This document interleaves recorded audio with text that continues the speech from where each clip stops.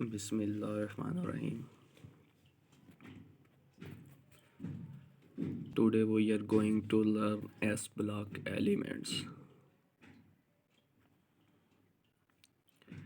What is S block elements? Elements in which last electron enters to S subshell are called S block elements. ऐसे elements जो जिनका last electron अगर inter हो S subshell में तो ऐसे elements को एस ब्लॉक एलिमेंट कहा जाता है. The elements of first A and second A groups of the periodic table are referred to as S block elements because both have their valence shell electronic configuration as ns1 and ns2. First A and second A groups, first A और second ए group के जो elements हैं periodic table में ये S block elements कहलाते हैं क्योंकि दोनों के वैलेंस शेल इलेक्ट्रॉनिक कॉन्फ़िगरेशन जो है एक की NS1 पर और एक की NS2 पे एंडिंग होती है. एन किस चीज़ को रिप्रेजेंट करता है यहाँ पर? क्वांटम नंबर को. एस सबशेल है और उनके वैलेंस में एक और एक में दो इलेक्ट्रॉन. NS1 रिप्रेजेंट करता है अल्कली मेटल्स को और NS2 अल्कलाइन अर्थ मेटल को. अब इसमें देखा जाए तो जो पीरियडिक टेबल होता है उसमें टोटल हमारे पास 4 ब्लॉक हैं, S, P, D और F. तो 4 ब्लॉक में हमारे पास अगर देखें तो जो सबसे पहले है S ब्लॉक एलिमेंट्स, उसमें हमारे पास 2 ग्रुप आते हैं, फर्स्ट ए और second A group. First A group में अगर देखें lithium, sodium, potassium, rubidium, caesium और फ्रांसियम. सेकेंड ए ग्रुप में अगर आप देखें beryllium, magnesium, calcium, strontium, barium, radium. अब इसमें जो फर्स्ट ए ग्रुप है वो हमारे पास है अल्कली मेटल्स और सेकेंड ए ग्रुप के जो एलिमेंट्स हैं उन्हें हम कहते हैं alkaline earth metal.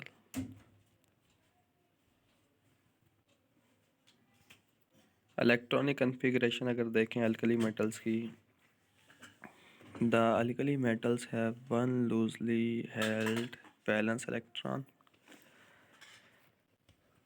Alkali metals जो हैं वो उनके वैलेंस में एक इलेक्ट्रॉन होता है. जब वो अपना इलेक्ट्रॉन लॉस करते हैं they easily lose they loosely held electron and give M positive one ion, thereby are the most electropositive metals.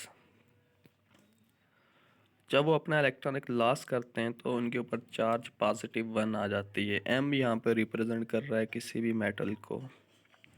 अब वो चाहे लिथियम हो, सोडियम, पोटेशियम, रुबिडियम, सीजियम या फ्रांसियम. तो इन सब के वैलेंस में एक एक इलेक्ट्रॉन होता है. जब वो अपना एक इलेक्ट्रॉन लॉस करते हैं तो इसके ऊपर चार्ज पॉजिटिव आ जाती है. और इलेक्ट्रॉनिक कॉन्फ़िगरेशन अगर आप देखें इन सब की, लिथियम की 1s2 2s1. अगर सोडियम की देखें तो सोडियम का एटॉमिक नंबर 11 होता है.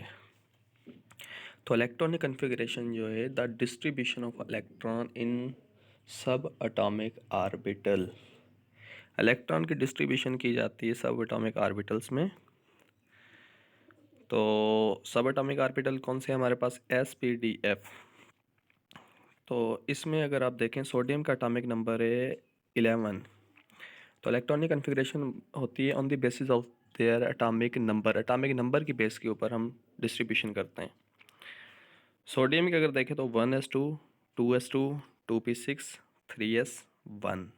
तो इसके एंडिंग जो है वो 3s1 पे हो रही है. इसी तरह अगर पोटेशियम देखें तो उसकी एंडिंग 4s1. अगर रुबिडियम देखें तो 5s1. अगर फ्रांसियम देखें तो 7s1. इन सब की इलेक्ट्रॉनिक कॉन्फ़िगरेशन S1 पे ख़त्म हो रही है और इन सब के बैलेंस में पॉजिटिव 1 चार्ज आती है जब ये अपना इलेक्ट्रॉन लॉस करते हैं. Alkaline earth metal electronic configuration अगर आप देखें तो एस ब्लॉक में जो सेकंड ग्रुप है वो हमारे पास अल्कलाइन अर्थ मेटल है. इसे हम हार्ड मेटल भी कहते हैं क्योंकि नेचर में ये आसानी के साथ ज़मीन अर्थ मेटल इस वजह से कहते हैं क्योंकि ये आसानी के साथ ज़मीन में पाए जाते हैं और आसानी से अबेंडेंस होते हैं, मिल जाते हैं आसानी के साथ।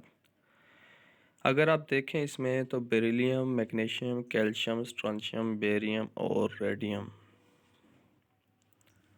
Beryllium, magnesium, calcium, strontium, barium और रेडियम, ये जितने भी एलिमेंट्स हैं सारे के सारे अल्कलाइन अर्थ मेटल में पाए जाते हैं सेकेंडरी ग्रुप में। अगर इनकी इलेक्ट्रॉनिक कन्फिग्रेशन देखें बेरिलियम की तो 1s2 2s2, और मैग्नीशियम की अगर देखें तो मैग्नीशियम का एटॉमिक नंबर होता है 12। तो 12 को हमने डिस्ट्रीब्यूट किया है 1s2 2s2 2p6 3s2। इन सब के जो वैलेंस शेल है उसमें अगर देखें एंडिंग जो इसकी इलेक्ट्रॉनिक कन्फिग्रेशन s2 पर, तो जैसे जैसे नंबर ऑफ पीरियड्स इंक्रीज होते जाएंगे वैसे वैसे क्वांटम नंबर भी इंक्रीज होते जाते हैं। अगर आप देखें तो हमारे पास बेरिलियम हमारे पास सेकेंड ग्रुप में और सेकंड पीरियड में और सेकंड ग्रुप में पाया जाता है। मैग्नीशियम को अगर आप देखें तो उसके लिए हमारे पास पीरियड आ जाएगा थर्ड, तो थर्ड में एंडिंग जो होगी इसकी 3s2 के। अगर कैल्शियम देखें तो हमारे फोर्थ पीरियड में, तो फोर्थ पीरियड में उसकी जो एंडिंग होगी वो होगी 4s2 पे। स्ट्रांशियम अगर देखें हम तो वो आएगा हमारे पास पीरियड नंबर 5 में। ग्रुप तो सेकंड होगा लेकिन पीरियड्स जो हो गए टोटल हमारे पास जो पीरियडिक टेबल में पीरियड्स हैं वो हमारे पास 7 है। तो टॉप टू बॉटम अगर आप देखें तो पीरियड्स को हम पढ़ते हैं हॉरिजेंटल वे में और ग्रुप्स को हम पढ़ते हैं वर्टिकल वे में। तो पीरियड्स ओवरऑल कितने होते हैं हमारे पास 7।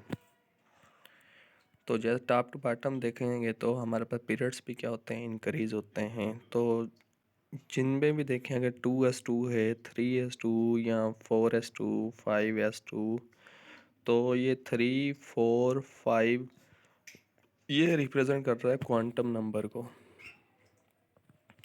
ऑक्सीडेशन स्टेट या नंबर हम किससे कहते हैं, देखें अल्कली और अल्कलाइन अर्थ मेटल,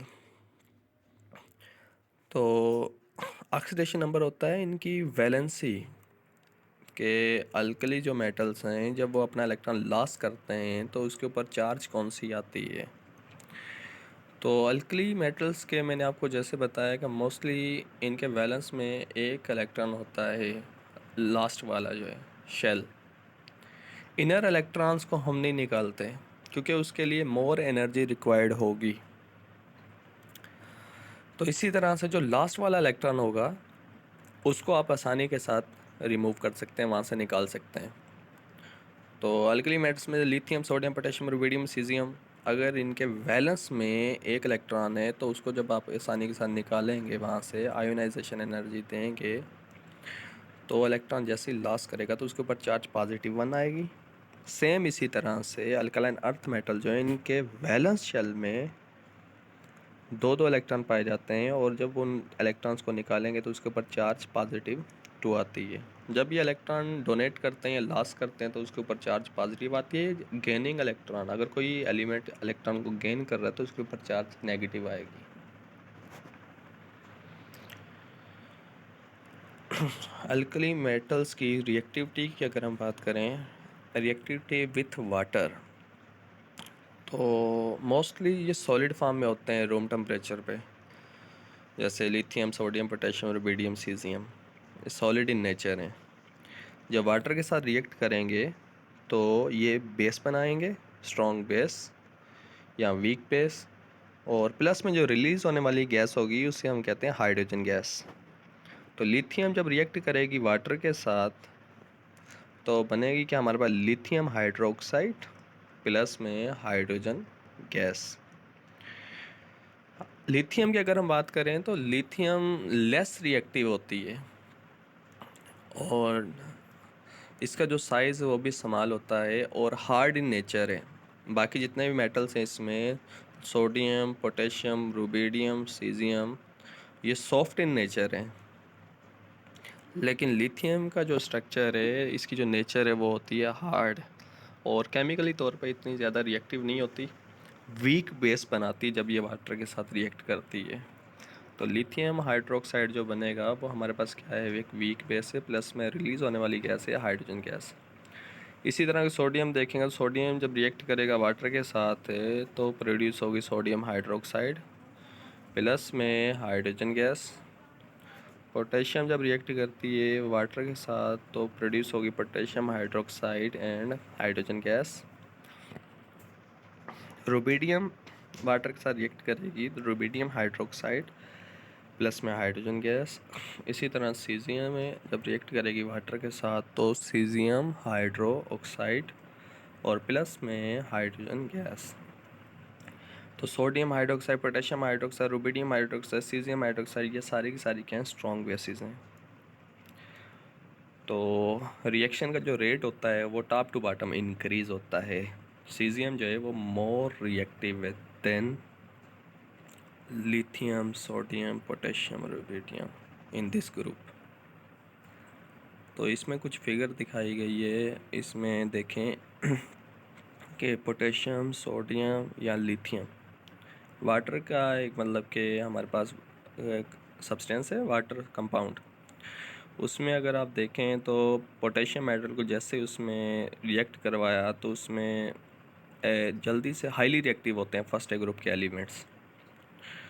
तो रिएक्टिविटी अगर ऑर्डर देखें इसका तो इसमें एक तो बेस बनती है, सॉल्यूशन जो बनेगा इसका, उसमें जो रिलीज़ होने वाली गैस होगी वो हाइड्रोजन गैस होगी। तो इसमें देखें सबसे ज़्यादा जो इसमें रिएक्टिविटी सोडियम, पोटेशियम और लिथियम है। इसमें रिएक्टिविटी ऑर्डर मैंने आपको बताया कि टॉप टू बॉटम इंक्रीज़ होता है। तो इसमें पोटेशियम का अगर ऑर्डर देखें, इसमें पोटेशियम मोर रिएक्टिव है देन सोडियम से, और sodium more reactive then lithium से। Okay, thank you for watching my video lecture.